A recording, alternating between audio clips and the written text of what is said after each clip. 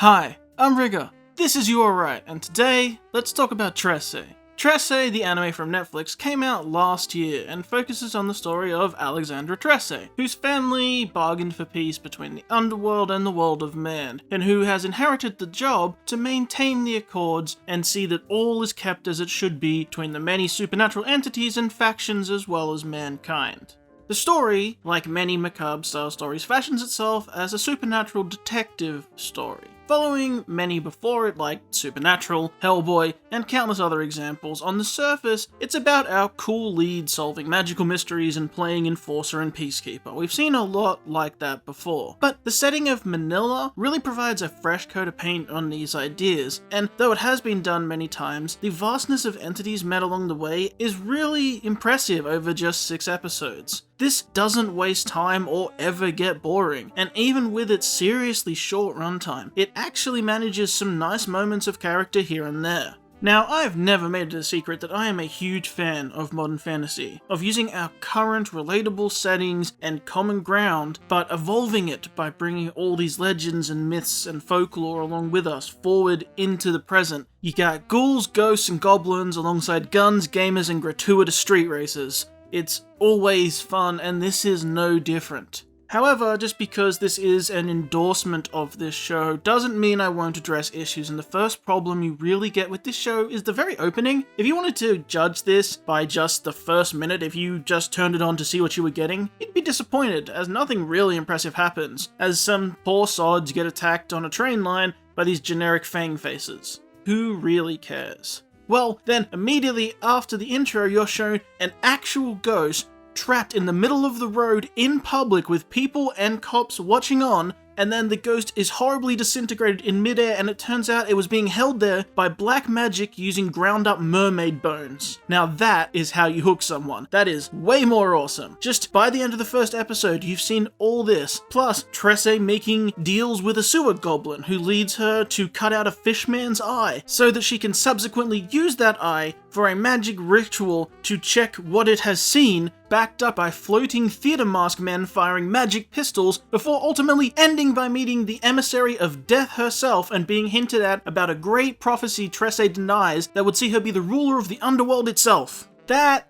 is amazing. The hook is sweet, and it keeps getting sweeter. I'll be honest with you, it does have some rough patches, but being only 6 episodes, I will not spoil the whole thing here or run through it all. But I will say this, it is only 6 episodes long. It is 2 hours 52 all up if you watched it all. But if you cut out the credits and the intros, watching it in a binge style, which actually suits this, it's actually 2 hours 34. So that's a long movie at best. That is a great strength. It means you really can sit down and just watch this thing as if it were a movie and enjoy it all in one go without feeling overloaded. But while that is its biggest strength, as I've mentioned, it is its biggest issue. There is not enough character moments in this show. I wish there were more because there are hints at great things. I'm sure there's much better in the source material, and while it never gets boring, it does feel rushed. If this was 12 episodes, this would have been amazing. I would be singing this thing's praises from the rooftops. And I don't mean more story, I don't mean another 6 episodes on top of this, I mean if this was slowed down, if you stretched this over 12, I think you would have something fantastic. Just add in some more character moments, make some of the plot a little deeper, show us a little bit of a wider branch of things, explore some of these ideas you only touch on once or twice a few more times, and I think this thing would have been excellent. As is, it's still great and you should still see it, but its flaws do definitely show. The best example of that, which I'm not going to spoil or ruin at all, and it isn't a reason to not watch it, but the last episode is bad. It is probably the worst episode of the series. And it's not because they ran out of money, or because there's no action in it, or even that it's unsatisfying. It's a decent ending to the season. It's that it's so rushed that half of the runtime, actually half of the runtime, if not more, is the main bad guy revealing truths and speaking. It's just the big bad making everything make sense, which they need to do. That's very common in a detective-style story. It's not necessarily a bad thing to backload it. That's how it often works. It's a mystery. So any detective movie, you get this. At the end, you get the exposition, it brings into clarity any of the questions you had along the way. It should be brilliant. But instead, it's like 15 minutes of this guy lecturing her, and it's quite long. And it didn't have to be if they had some more time to trickle out some of this information before then. The big bad simply had to carry too much load to try and bring all this together at the end, and it just made the runtime of his speech take up way too much of the episode that everything afterwards is so rushed to get the fight done, get to the ending, etc. And there is still action in the last episode. It's not bad, but you can feel the rush and you can feel how long that speech runs. That and the falling action afterwards is so super rushed, it's actually confusing. It's like less than a minute after the big bad is dealt with, then we get to the end. It's like big bad dies, meaningful speech and moment that isn't really that clear, and we're out. It kinda sucks, but it's not a reason to skip this show. If the ending not being as good as it could be is a killer for you, then don't watch most anime. If anything, this is a super cool setup to another season, which may or may not happen. I tried doing some research with how Netflix cuts everything, and they cut a bunch of animation. I couldn't find Trese 2 on the list, so it might still be in production. I hope it is, because I think it was slated for another season, another 6 episodes, which is still rushed, but I would love to see them. I am down for a season 2. Especially because, despite the quick falling action at the end of the last episode, there is a great tease for a season 2. There is another cool-looking villain who shows up and is going after Trese. That's your tease. I'm fine with that. I want to see it. It definitely did leave me wanting because this is still a great show. You still should watch this. I loved this. It was entertaining, it was violent, it was gory. I really like these characters. It's also actually funny. Trese herself does get character time, but I wish there was more. There's also this kind of a reveal thing that happens in the last episode, and I'm going to try and talk about it without spoiling it, so it might sound a little vague. Basically, imagine there's a bad prophecy that mentions a type of people, or some people, and the whole idea is it's actually, haha, you thought it meant these people, but actually it meant these people. Does that make sense? A misunderstanding in the prophecy. Like, we use these phrases about people, but we weren't talking about the people you thought would be obvious, it's actually these ones. It's that kind of reveal. And it would be really good, except it doesn't land at all because the whole build-up to it was so rushed, you never actually thought it was referencing the initial people they wanted you to think it was talking about. It basically almost feels like it's introduced and then paid off just in the villain's speech at the end. You didn't have that build-up. This is where those prophecy things really should have come in earlier, so that you had this build-up and these ideas and these suspicions on the people they wanted you to have it about, so they could pull the rug out from under you. To the point where the villain says, oh, you still think it's about them? And I was sitting there thinking, what's about them? What do you mean, what's about them? What are you talking about? And then he goes into explaining, you go, oh, yeah, I guess, maybe, but you didn't really go into it because you didn't have time. Like I said, I'm keeping it vague and that might be annoying, but you really should do yourself a favor and go watch this show. Maybe you'll fall into the trap you're supposed to fall into, but even if you don't, it's still really worth it. Go and see this. The best part of this entire show, by the way, is the boys, which isn't a gendered comment. I mean, literally, it's these two. These are the boys. They're fantastic. They're funny, they're cool, they're intriguing, and it actually really helps that for the main character to feel important, they have henchmen. How often do you see a lead protagonist good guy in a show that has henchmen? Not like secondary characters. They are interesting and they are important, but they're not that main. They are henchmen. They're not in every scene and they don't have big individual character arcs, but they are tied to the protagonist and they are tied throughout the story and they are involved. But they're henchmen and it's fantastic. It really makes the main character feel like this cool badass they're meant to be. It's meant to feel imposing and important and supported and have this enforcer role. What would an enforcer have? They would have henchmen and heavies, and she does. And she's awesome on her own, but it's so cool to have backup like this that we don't have to be super invested in them as like secondary main characters who we have to go on arcs with. No, they're there as enforcers and heavies, and they do their job really well, and they're very entertaining. And like I said, they do have actual character and history, and it is important. I just love these guys, and it's such a different approach to a protagonist like this.